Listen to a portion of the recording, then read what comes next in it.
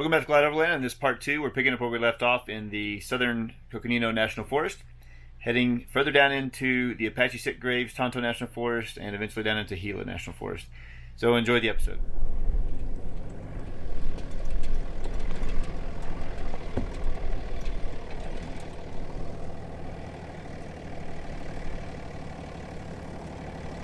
I have a slight concern for this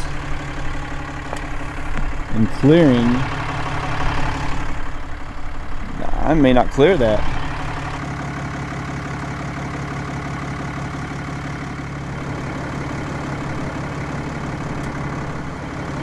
Yeah, I would have to disassemble the whole fence, and that would probably take me, the way they have it ran, you put the wire on there and you pull it and it twists it.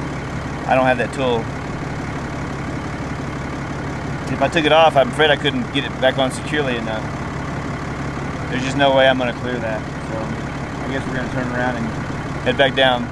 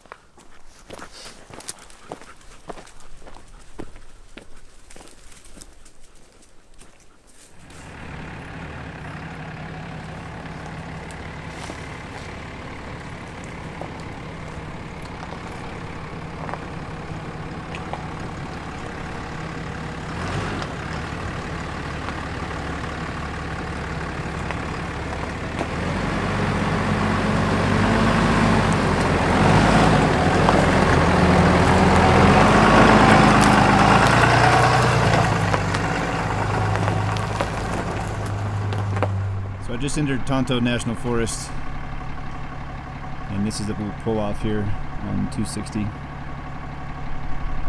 looking down over the valley. I think the town of Strawberry is down there. I think this is the Strawberry Valley. Strawberry Valley leads back up over here, and then there's another town, Payton or Payson or something like that. So I just saw a sign that said Tonto National Bridge State Park. I thought, well, I'll check that out. And came down into this beautiful valley here. A steep winding road. It goes all the way down there. It says all the hiking trails are closed, so I don't know if they'll actually be able to see the natural bridge. I'm assuming that it's somewhere down there. But yeah, I wasn't even expecting this. I thought, well, I'll just turn down it. And it is just massively beautiful. So 50% of the park is closed apparently for construction, and normally you can take, there's a trail right down there that you can take to the bottom of the natural bridge, but because it was closed, they gave a free pass to come back, and it was only $2. So to get in. So you can only see it from a distance. You can't hike to it apparently. All hiking trails are closed for maintenance. Not for COVID, but for maintenance. Look at nuts.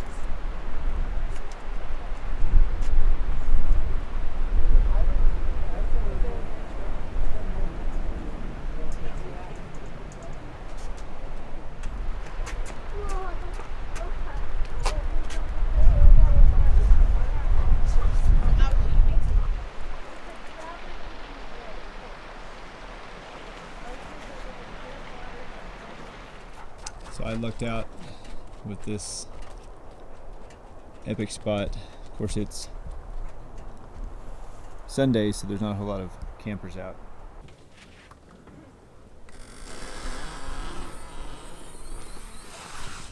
I'm going to pressurize my road shower. I've been using it just for a holding tank, but I think I'm going to start using it to wash dishes. I do have the Jolico system, but it's kind of a pain in the ass. if you're in a hurry. So I mean, it works great. It's just it's not good for, you know, efficiency. 55 psi is also your average household pressure, and that's what these are rated at. I think these are rated at like 100 psi, but you're supposed to set them at 55 psi.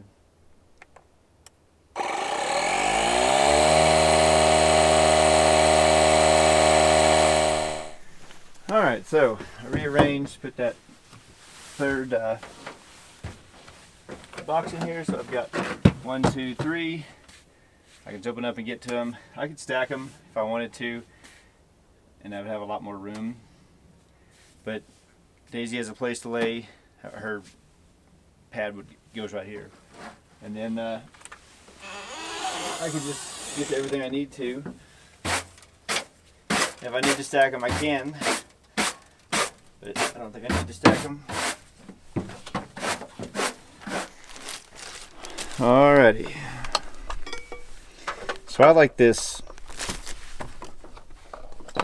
Dave's bread. Is it Dave's? I think it's Dave's. Yeah, Dave's bread. I like the blueberry stuff. I like all of them. This is the 21 whole grain. I'll also have the blueberry in there as well. I really don't need to be eating any bread products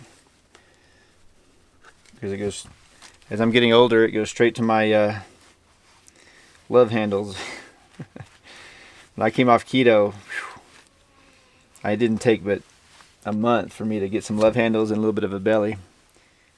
I really think I might get a new Dometic fridge or another brand, Snowmaster or something, that's got 2 dedicated sides, because I have the one that shares.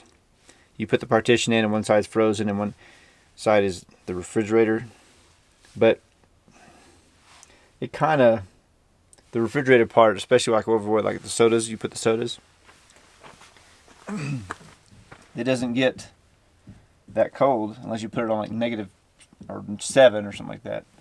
7 degrees. I think these are ready to turn. They may not be, but we'll see.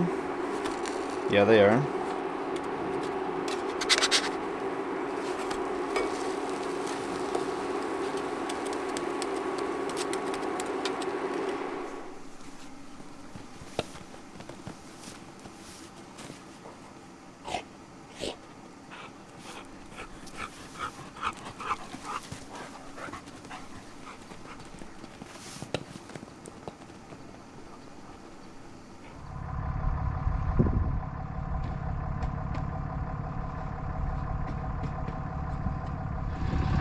So we're all packed up. I got a dirty dog. I tried to clean her up, but I wasn't very successful. So we may stop down at the creek and let her play.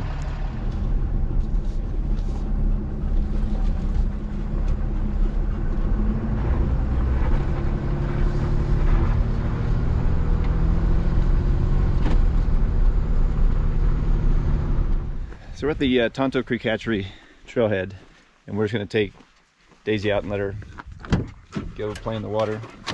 Come here. Sit.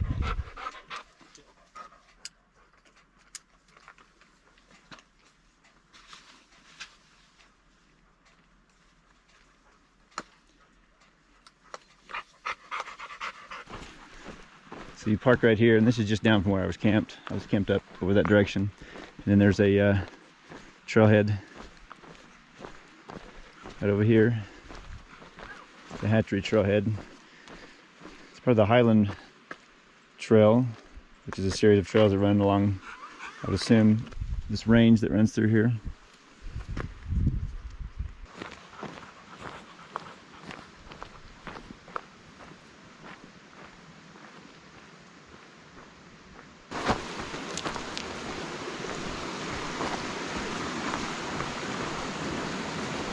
So from lessons learned in the past, I cannot let her off leash, or she will take off down the stream and never return.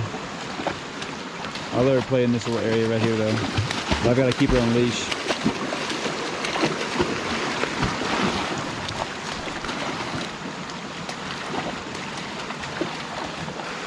So this is your bath. All that dust and dirt you got all over yourself. Oh! trying to pull me in.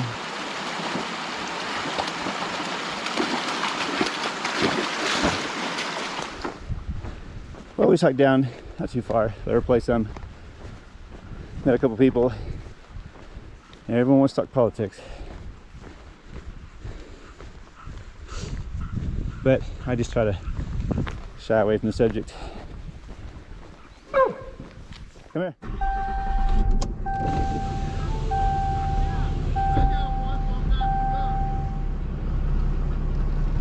So, 12 years ago or so, I don't know, a long time ago, I got a Cadence CD. Well, not a CD, I got a Cadence on iTunes, like a military Cadence soundtrack. I forget why I got it. It really wasn't for me to learn the cadences, it was for some reason. But anyway, every time I get in the truck and start the truck, I can't figure out how to stop it. I listen to Spotify, I don't even use Apple Music, but Apple Music automatically kicks on, and then get down, and then we'll start playing cadence, running cadences. That's kind of funny. But yeah, that couple was interesting. First thing they said, she was playing in the water. I pulled her out of the water and held her close. And the first thing they said is, so what do you think about wearing masks? And I was like, that's a weird thing to say. I thought maybe they were going to say since I didn't have a mask on the trail. And I was like, well, I normally do wear a mask. I just, there was no one out here on the trail. I've got one in my pocket. I just, oh no, you shouldn't wear a mask. Don't worry, we're not saying you should. We're against wearing masks. And they started talking about Antifa being all this crazy stuff. And so people assume by the way I look, and then once they find out that I did 20 years in the military, they assume my political affiliations and my stances on certain topics and issues. Now, I'm not going to get into that. That's my own personal business. It doesn't belong on this channel. And in my experience, talking politics or religion does nothing but cause conflict, and that's not what this channel or I'm about. But yeah, it was just, it took an interesting twist. I was like, well, I just, whatever. I tried to be as apolitical as I could and not really have a stance on it, and they just kept kind of pushing, and I was like, well, whatever, whoever wins, as long as I'm retired military, as long as I get my paycheck, and I'll be happy out in the woods. I'll leave the problems of the world to the younger, more capable people, or older, more capable people. And they're like, well, but we may not have a government if I was like, oh my goodness. So hey, it takes all kinds. I'm not judging, I'm just trying to spend a nice little enjoyable hike with my canine, and I get ambushed out in the middle of nowhere about masks and Antifa.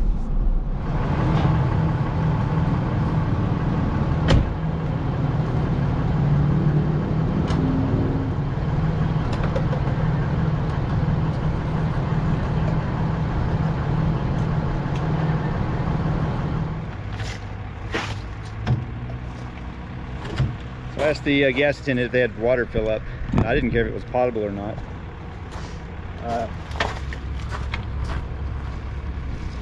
She's like, oh, there's a hose back there.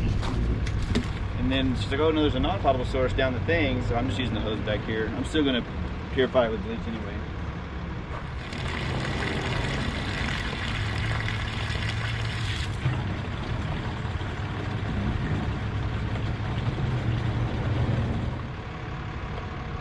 Go back and put 0.75 milliliters of bleach per gallon, and we'll be good to go.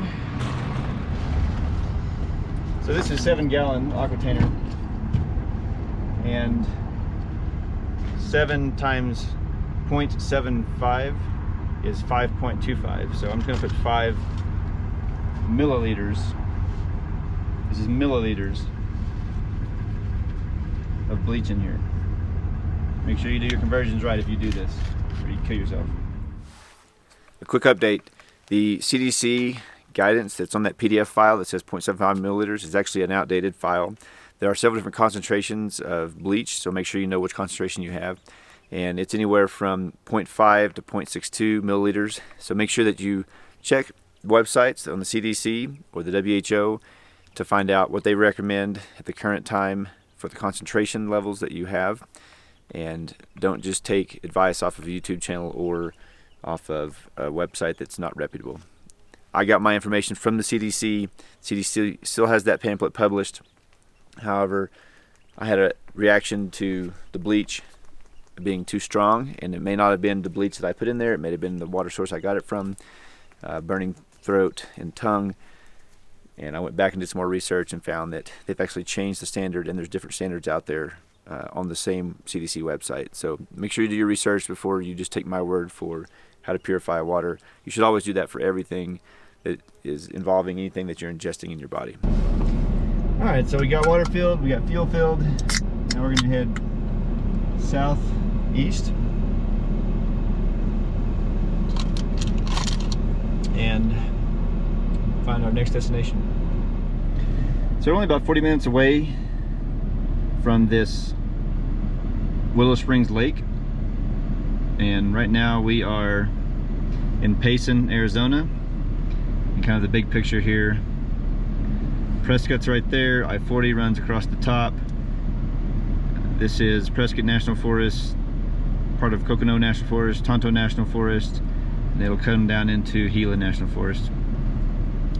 So the route we want to go is 260 east, and this is where we stayed last night, and 260 runs just south of that all the way over here to this Willow Springs Lake. So we're going to come into this Forest Service road here and try to see if there's campsites along the lake, which I'm assuming there would be. And if that doesn't work out, we'll continue pushing further southeast.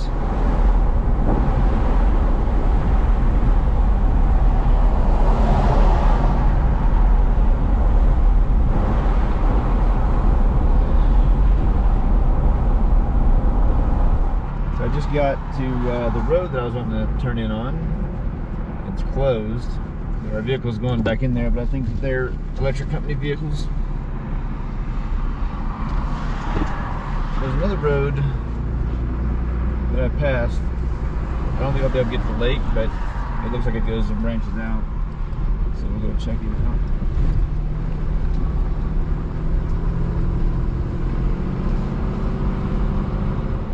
So we're still in the area. There's a road just up from where we were. And so I thought I'd check it out. I thought initially I might be able to get a back way into the lake and it's all shut off. But there are dispersed campsites out here. It's a little more crowded than I prefer. And it's right on top of this power lines, which I'm not really privy on being next to, but I thought I would check it out anyways. I think we're going to take this site right here.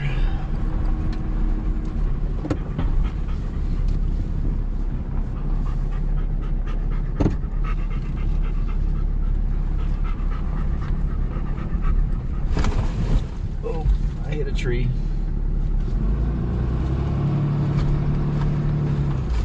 No.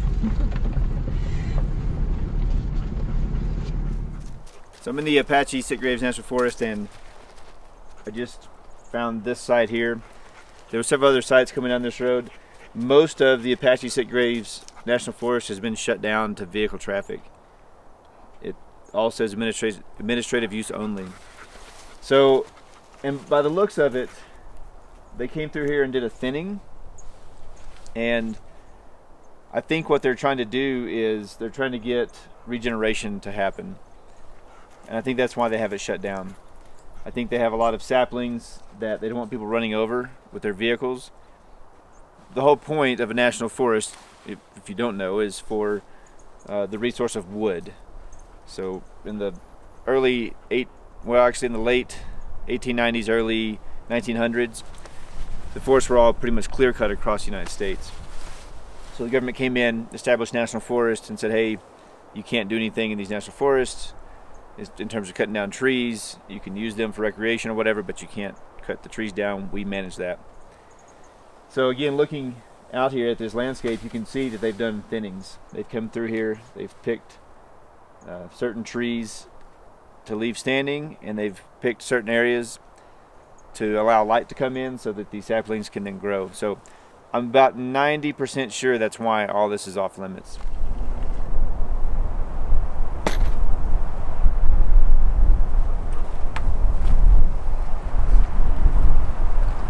I was smelling for chlorine content.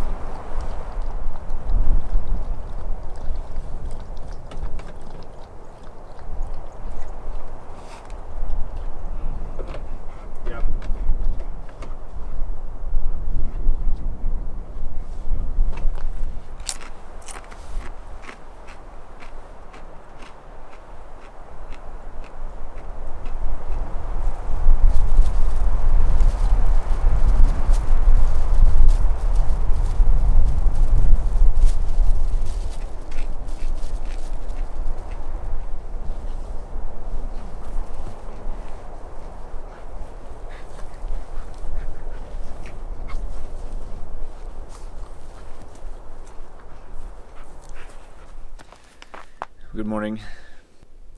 Had a bit of a incident last night with the water. So I always use 0.75 milliliters per gallon to purify the water with bleach, and this is 6% sodium chloride bleach. But last night, the water I filled up back in town and had put 5.25 milliliters of bleach in there, and I drank it. When I got to camp set up, I poured some water, drank it, and my tongue and throat started burning, and I knew immediately that it had to do with the bleach. So I don't know if it was because I got it from that convenience store, from the actual store, and I don't know if it was maybe the local water had a higher concentration of bleach in it already, and then I added more, or I don't know what happened. But I'm going to use that water to take a shower this morning. And there is a RV park or campsite about 20 minutes away from me. And I got on Google and they said that they give free water. So I'm going to go and I'm going to get water from there.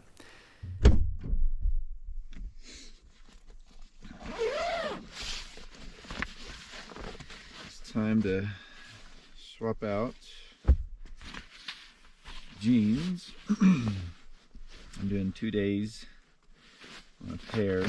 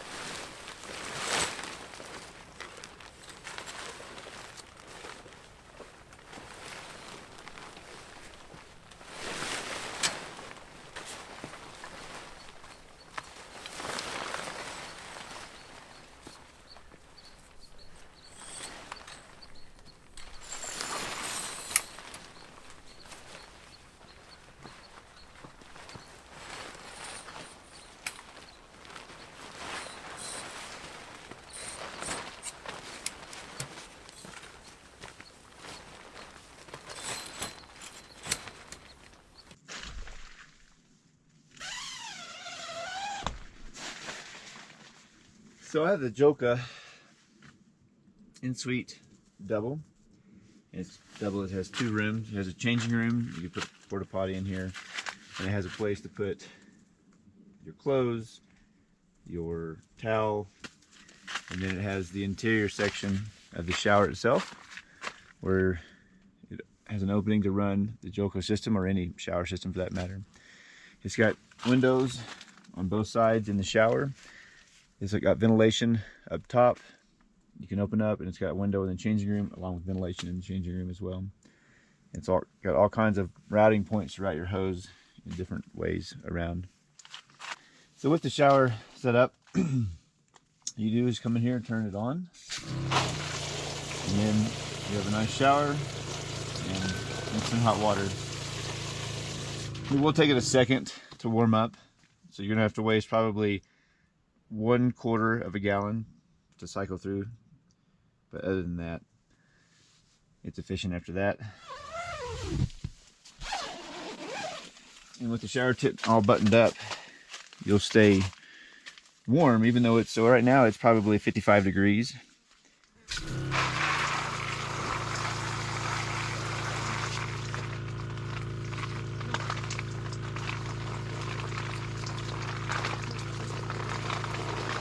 I don't know if you can tell or not, but it's nice and steamy in here.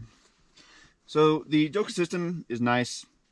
The shower tent is nice, but it does make a mud pit. Obviously, if you're in thick grass, it won't be an issue. And so that's one thing to consider. It is easy to put up and take down, but it can be a mess if you're in the desert, or even in Arizona, New Mexico, where there's grass, but the ground is real powdery and dusty. Also, it's not a perfect system. The hot tap is temperamental. You really have to dial it in. For example, if you put it on, for my unit, if you put the water at the lowest setting and you put the heat at the lowest setting, then the flame will not maintain itself. It'll keep saying it's overheating or flame going out. So you have to turn the heat up just a little bit past the bottom and then kind of dial it in. And once you get that figured out, you can actually mark it with a Sharpie, and then you'll know where to put it every time, and it's pretty consistent. It doesn't change once you set it. So once you know where your settings are at and your water throughput is at that you like, then I think that you won't have any issues if you mark it. So this is the water that it left. Didn't make a huge mud pit. I moved it over here and I've opened it up, all the windows, to let it dry. Now it is muddy in there, but not in there where I took the shower. And I just opened up all the windows, and as long as this gets direct sun right here, this muddy spot will clear up, will dry up anyways, in probably 45 minutes or so. And you just kind of pat it off and dust it off and put it back up. I mean, it's meant to be an outdoor shower, so it's not meant to be pristine and clean. So we're going to go ahead and end this episode right here. I hope you enjoyed it, and stay tuned for next week's episode, where we continue to move on down through Gila National Forest down into Las Cruces area, and then we have some news and have to head back up towards California. So appreciate you watching, and remember to get outside.